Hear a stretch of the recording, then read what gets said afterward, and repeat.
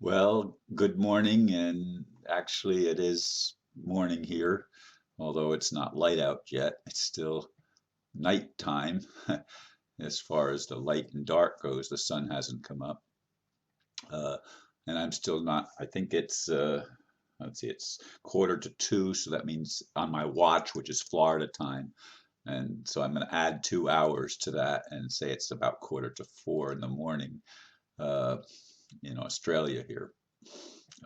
So the day is wrong on my watch, but I'm not going to change it because I'm still on Florida time.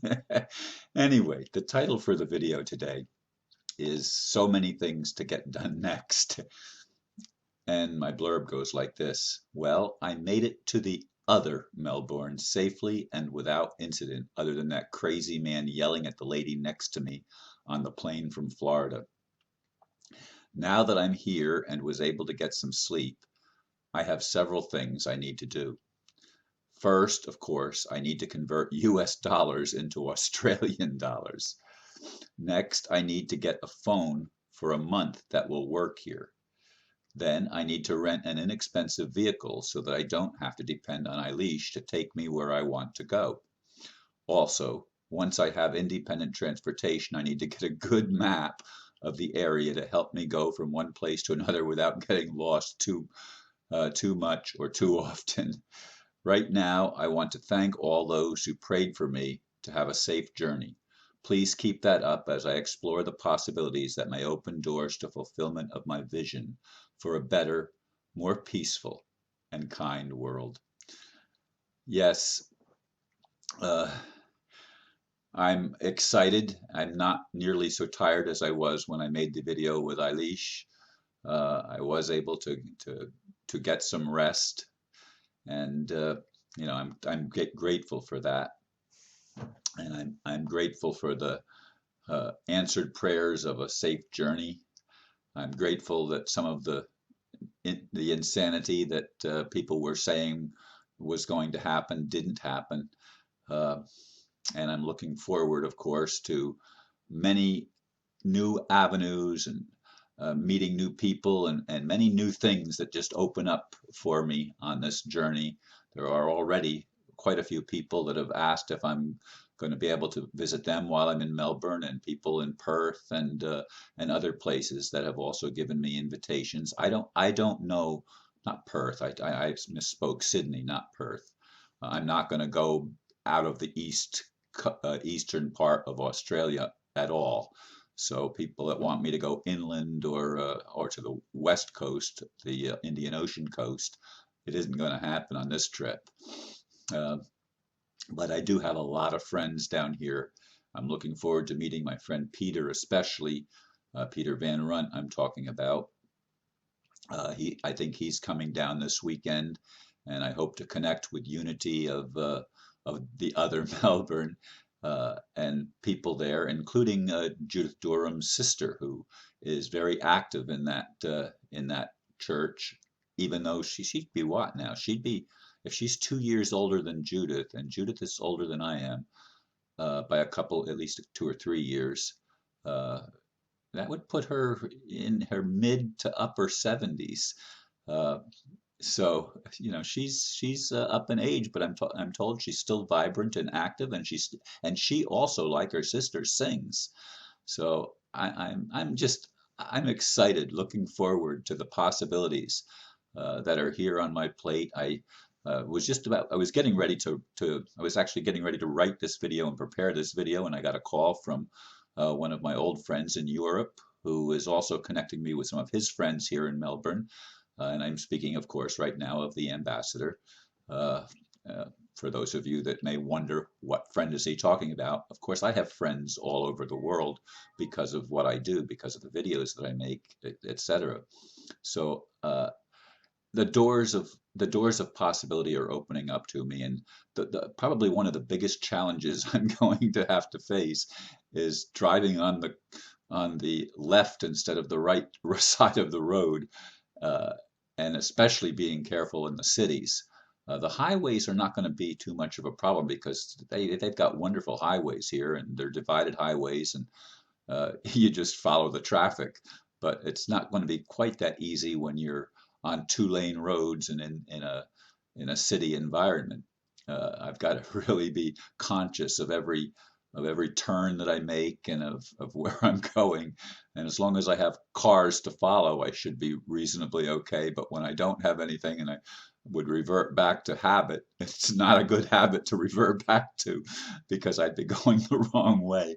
And I don't want to make too many of those mistakes. I don't want to make any of those mistakes on this trip or any other time in my life. I want to be able to adjust to whatever the environment is and to uh, follow the rules and to make everything go as smoothly as possible. Uh, Insofar as the prayers, I very much I know that a lot of people were praying for me, and I'm so grateful. I'm so thankful that I have so many friends around the world that have a vision so similar to my own. So many of us simply want a better world. We want a world that's fair.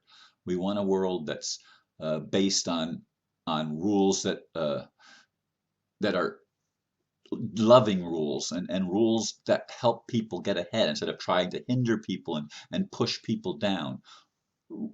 Rules that actually encourage people to make right choices and to make choices that are going to better their lives and better their relationships, our relationships with each other, so that we can accomplish the fulfillment of the innate vision that I believe is in all of life.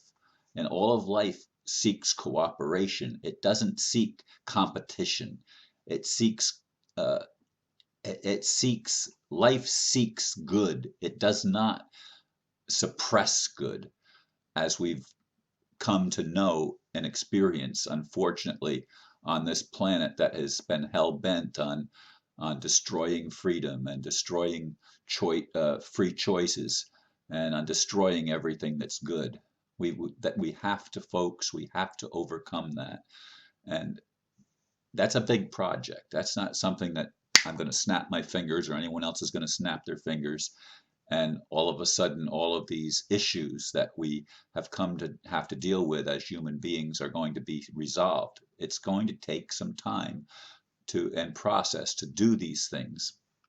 But that's still my vision. That's still the driving force behind my life and behind the decisions that I make and the places that I go. I want to get out of the pity Ron thing and get on to doing my part and playing the role that I've come to play in moving the world toward truly a manifestation of a kingdom of heaven on earth, not a, a domination of hell on earth, which is what I believe humans have experienced, unfortunately, far too long.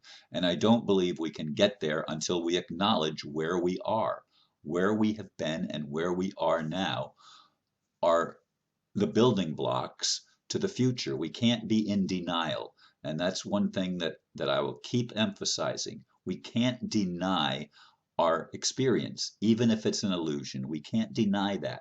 We have to build on that and build something better. And we have to be aware of the pitfalls that we've already fallen into as a human race, as a conscious society, or actually an unconscious society, because if we were conscious, we would not have fallen into the pit of depravity that we ended up experiencing as human beings.